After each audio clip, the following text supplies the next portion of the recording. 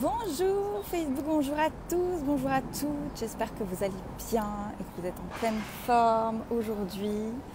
Je vais attendre quelques secondes que vous vous connectiez et que l'algorithme Facebook repère que nous sommes en live.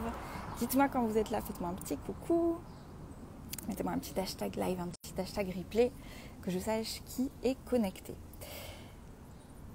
Donc c'est le 27e live sur les 171 de prévu et je vais vous parler d'enfants, d'amour personnel, d'amour inconditionnel.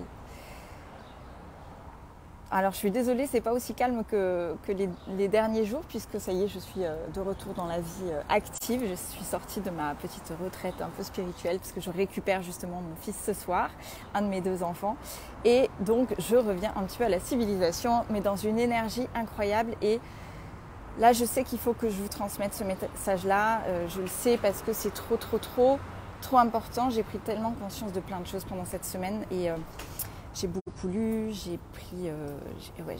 écouté beaucoup de choses et il y a quelque chose qui revient toujours, que ce soit de mes amis ou que ce soit de mon entourage en général.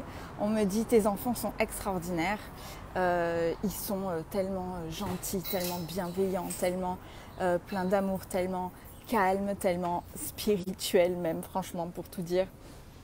Donc pour ceux qui, pour remettre les choses un petit peu dans le contexte et pour ceux qui m'écoutent pour la première fois, je suis Samantha Mas, sophrologue et coach. J'accompagne les personnes sur le chemin du bonheur. J'accompagne les personnes à prendre confiance en elles, à impacter leur destin et aimer le chemin.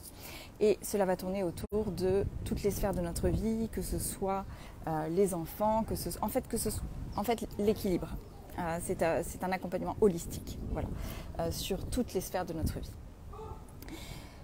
Et donc si je veux vous parler des enfants, c'est parce que effectivement, je me dis souvent, mais comment ça se fait ? C'est vrai, j'ai des enfants extraordinaires. Donc, pourtant, je suis séparée 2 fois, donc ils ont 2 papas différents. Je vous garantis qu'ils ont vécu des choses très difficiles, surtout pour le premier. Le deuxième aussi, parce qu'en plus la séparation est arrivée en plein pendant la création des blessures de l'âme, donc bingo. Et le plus grand qui lui aussi a traversé des tumultes, ceux qui connaissent l'histoire le savent, mais ceux qui ne connaissent pas, ça a été des gros challenges. Et c'est vrai que j'ai des enfants particulièrement incroyables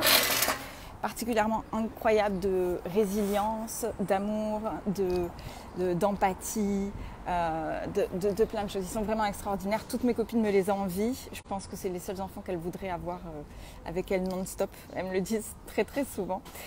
Et donc je vais vous partager un petit peu ça, parce que c'est très important que chaque parent le comprenne, parce que je fais un énorme travail sur moi, tout le temps, tous les jours, pour toujours me dire mais comment je peux être meilleure, comment je peux encore plus faire expérimenter à mes enfants des choses incroyables, comment est-ce que je peux encore plus les écouter, comment est-ce que je peux encore plus aider, et ça demande une remise en question permanente. Coucou Roland, salut Jean-Philippe.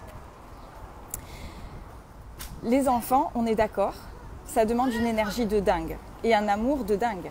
Quand on pense aux nuits qu'on passe à ne pas dormir, quand on pense à toutes ces choses que l'on fait pour eux, on se lève à pas d'heure, on leur donne des bibes à pas d'heure. Il faut vraiment beaucoup d'amour pour avoir des enfants, clairement, et pour les élever.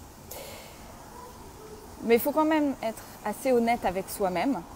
Ça, c'est quand ils sont petits. On se lève à pas d'heure, on ne leur reproche pas. Ils n'y peuvent rien. Mais ça, c'est quand ils sont petits. Et par contre, ça commence à... Donc mon fils a 14 ans. Donc là, il est dans l'adolescence et il est extraordinaire. Mon fils a 8 ans. Maintenant, je ne sais pas ce qui va se passer, mais en tout cas, je ferai toujours en sorte de ramener les choses. Parce qu'on a eu des challenges, ça ne veut pas dire qu'on n'a pas eu des challenges, mais à chaque fois, on arrive à bien s'en sortir. En fait, quand ils grandissent, quand ils sont tout petits, ça match, on les aime inconditionnellement, on se sacrifie, il n'y a pas de souci.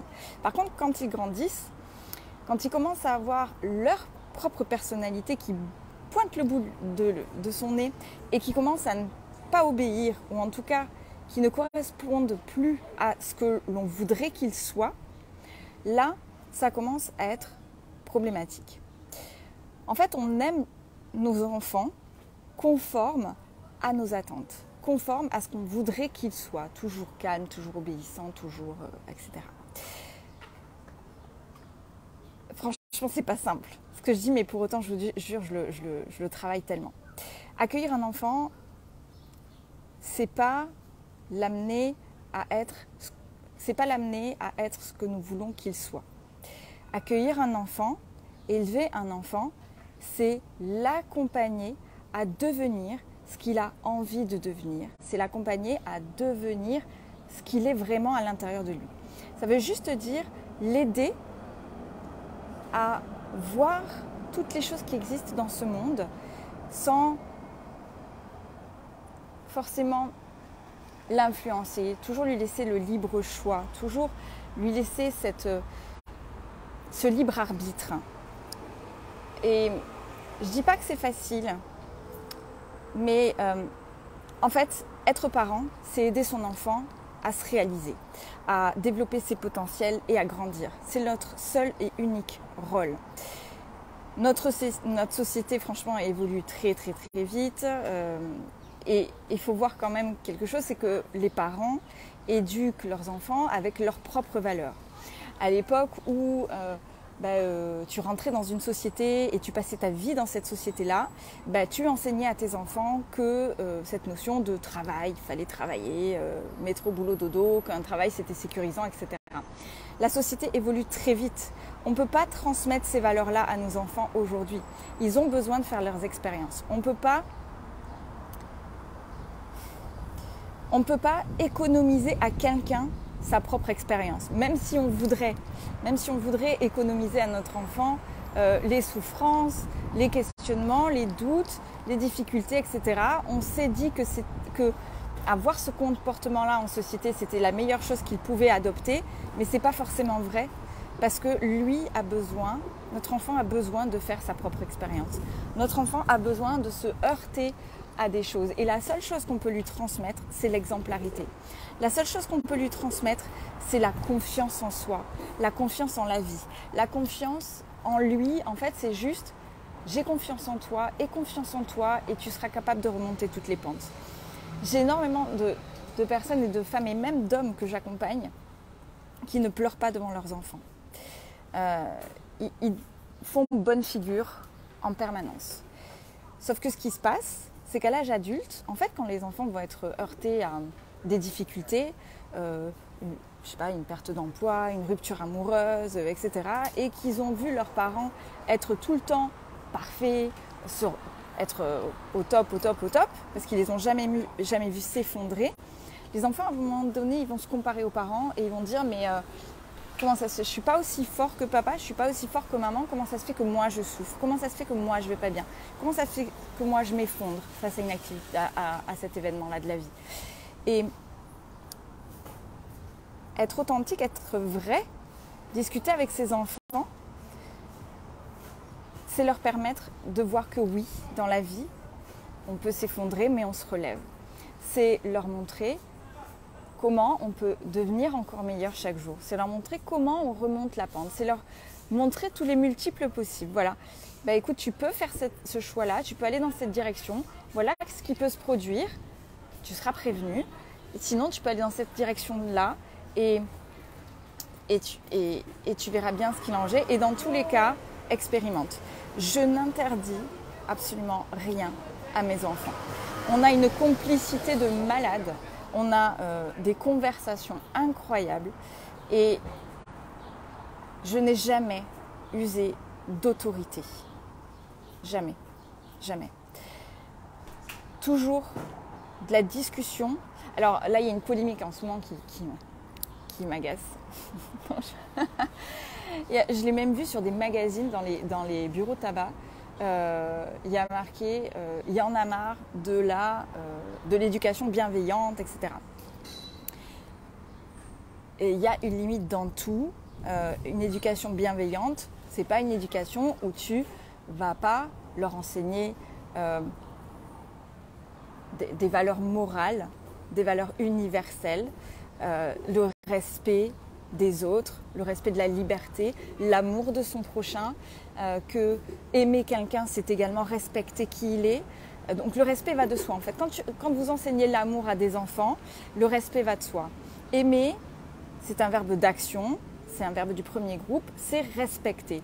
Donc quand vous enseignez l'amour à vos enfants, quand vous montrez l'amour, que vous montrez l'exemple à vos enfants, bien évidemment, ah coucou ma Sophie, coucou Lydie, et bien évidemment ils agissent de cette même manière, bien évidemment. Donc on fait une grosse erreur quand on pense que nos enfants doivent être conformes à notre propre volonté. Ils ont leur propre personnalité. Ça ne veut pas dire que vous ne pouvez pas les protéger, attention, mais vous leur donnez le choix. Je vous dis, avec mon fils de 14 ans, je vous garantis qu'on a des conversations. Et là, en ce moment, il me dit « Maman, je crois que tu avais raison ». Et c'est là où je me dis « Waouh, victoire ». Il me dit « Je crois que tu avais raison. En fait, l'univers fonctionne. Et en fait, j'ai confiance, c'est cool, ça va bien se passer. Parce que tu m'as donné les clés. » Et je me dis, waouh, rien qu'en le disant, en fait, j'ai l'émotion qui monte. Parce que putain, qu'est-ce que j'ai bataillé pour ça? Qu'est-ce que j'ai bataillé? Je vous garantis que j'ai usé tellement de résilience. Si vous saviez tout ce qu'il a vécu quand il était petit, quand je l'envoyais chez son père alors qu'il ne lui faisait même pas à manger, je vous garantis que c'était vraiment dur. Mais ça lui a donné une force, une résilience. Et vous savez quoi? Un amour de l'autre incroyable. Bonjour Camille. Un amour de l'autre incroyable. Il accepte son papa comme il est. Jamais de ma vie, je n'ai usé de colère, de rancœur, de manipulation ou même de frustration, quoi que ce soit. Je n'ai jamais rien dit de méchant sur son père. J'ai toujours voulu être alignée avec ces valeurs-là d'amour et de respect. Et par conséquent, il ne juge pas son père. Il sait que son père a une façon particulière de lui montrer son amour. Ça ne veut pas dire qu'il n'aime pas. C'est pas parce qu'il ne s'occupe pas de lui qu'il n'aime pas, mais c'est juste qu'il ne sait pas faire. Et que son père fait de son mieux avec ses blessures et ce qui lui est arrivé jusqu'à maintenant. Et en fait, j'ai juste enseigné l'amour, la compréhension, l'écoute, la bienveillance, la tolérance, l'empathie. Mais quand il veut faire quelque chose où je ne suis pas OK, je dis OK, j'ai besoin que tu me rassures sur ça, que je t'ai bien donné les clés. Voilà ce qui peut se passer, voilà ça, les tenants, les aboutissants. Tu fais ton expérience, mon chéri, j'ai confiance en toi. Et je vous garantis que ça fonctionne. Toujours, toujours, toujours. On ne peut pas économiser à quelqu'un de faire sa propre expérience. Combien de fois on a voulu, nous en tant qu'enfants, dire non, tu ne fais pas ça pour économiser l'expérience, mais sauf que ça ne marche pas. On y va, plus c'est interdit et plus on y va. Franchement, moi, plus c'était interdit, plus j'y allais, en tant que bonne adolescente rebelle qu'il fallait. Moi, dans mon éducation, ma maman a eu cette ambivalence, vraiment, une bienveillance incroyable que j'ai récupérée de chez elle et je la remercierai tout le temps, mais elle avait cette ambivalence de vouloir que j'ai ma propre identité, ma propre personnalité et en même temps, elle m'a inculqué des valeurs qui lui appartenaient, des croyances très, très, très limitantes qui lui appartenaient. Elle a fait de son mieux, franchement, elle a fait de son mieux. Mais elle a quand même voulu me mouler à ce qu'elle aurait voulu que je sois. Et c'est encore le cas, en fait. Elle n'accepte absolument pas comment je suis aujourd'hui. Elle me croit méchante, etc. Mais simplement parce que je ne réagis pas comme elle souhaiterait que je réagisse. Je réagis avec mon propre libre arbitre. Et donc, voilà, je ne rentre pas dans le moule, sauf que... Et je ne veux pas reproduire ça avec mes enfants. Et donc, s'il y a vraiment quelque chose que je veux vous dire, c'est hyper difficile d'accepter la différence. Et je vous garantis que pour un parent, c'est super difficile d'accepter la différence ou d'accepter que nos enfants réussissent mieux que nous, même si c'est ce que l'on souhaite. Vous savez qu'il y a une étude qui a été faite sur les médecins généralistes il y a un taux d'infarctus chez les papas très très très élevé le lundi après les matchs du dimanche. Que ce soit dans les tournois de tennis, que ce soit dans les tournois de rugby, peu importe, il y a une énorme hausse d'infarctus parce que les papas n'ont pas supporté, n'ont pas laissé aller la victoire à leur fils. Ils ont fait un infarctus, du coup le match s'arrête, du coup il y a un problème, etc., etc. Et les généralistes ont déterminé que c'est parce qu'en fait, ils ne supportent pas intérieurement que les enfants les dépassent. Alors même si on dit que c'est génial, il faut qu'ils nous dépassent, etc., c'est pas forcément si facile que ça. Il faut absolument que les parents fassent un travail sur eux, vraiment là-dessus. Moi, quand j'ai des parents qui arrivent, qui font un travail sur eux, mais je suis la plus heureuse. Quand j'ai des personnes de 60 ans, 70 ans, qui je ne comprends pas mon fils, qui viennent travailler sur eux-mêmes et pas en disant c'est mon fils qui attend, en disant j'ai envie de travailler sur moi, je ne comprends pas cette société, je ne comprends pas mon fils, j'ai envie de le comprendre, mais j'ai bingo, ça c'est génial, ça c'est extraordinaire. C'est difficile d'accepter la différence, et surtout chez ses enfants.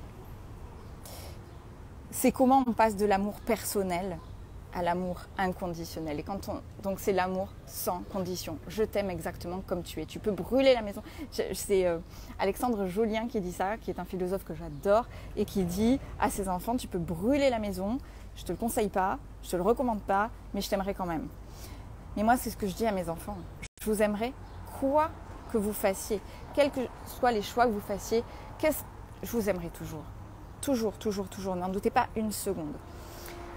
Parce que quand on ne fait pas de travail sur soi en tant que parent, on transmet à ses enfants notre putain de psychogénéalogie. Et la psychogénéalogie, c'est les blessures du passé, les croyances du passé, c'est pourri. Je vous garantis, putain, il a fallu que je travaille tellement fort et je travaille encore tellement fort et dur là-dessus, sur moi-même. Et c'est le message qu'il fallait que je vous passe aujourd'hui. La seule chose qu'on doit leur transmettre, c'est la confiance en soi, la confiance en la vie. C'est parfois épuisant cette ambivalence pour l'enfant. Pour moi, c'est encore le cas aussi. Oh, Camille, ouais. Les parents peuvent-ils montrer de l'amour en criant sur l'enfant ? Je crois pas. Je crois pas qu'on ait besoin de crier. Par contre, je pense qu'il y a des limites à poser parce que les enfants ont besoin d'un cadre parfois. Mais, encore une fois, ce cadre, c'est pas pour correspondre aux attentes des parents. Ce cadre, c'est pour juste être dans le respect, l'amour de l'autre et de l'humain, en fait. Mais si c'est pour les parents... non. Et les parents, nous sommes des êtres humains, d'accord ? Donc à partir du moment où, quand je vois, là, j'ai discuté avec le généraliste qui m'envoie pas mal de monde, et il m'a envoyé un adolescent de 14 ans qui hurle et frappe ses parents. Et je suis désolée, mais là le travail est à faire sur les parents. Le travail est à faire sur les parents, c'est qu'à un moment donné, le parent a culpabilisé à un moment donné de mettre des limites, parce qu'il avait un souci avec ça, parce que peut-être qu'il en avait trop eu quand il était petit, du coup il a transmis la psychogénéalogie, et plus tu as peur de quelque chose, plus tu as peur que ton enfant te dépasse en termes de violence ou quoi, plus tu l'attires. Donc ils n'ont tellement pas voulu ça, ils ont tellement eu peur de ça, qu'ils n'ont pas voulu ni crier, ni etc., et du coup c'est la cata. Donc j'ai un enfant de cristal, ça a dit son magique, bah ouais, c'est carrément Lydie, c'est magique. Enfin voilà, c'était le message du jour, j'espère que ça vous parle, j'espère que ça vous oriente, j'espère vous élever la conscience là-dessus. L'amour inconditionnel, c'est aimer l'autre tel qu'il est. Voilà. Je vous embrasse très très fort et je vous dis à demain pour un nouveau live.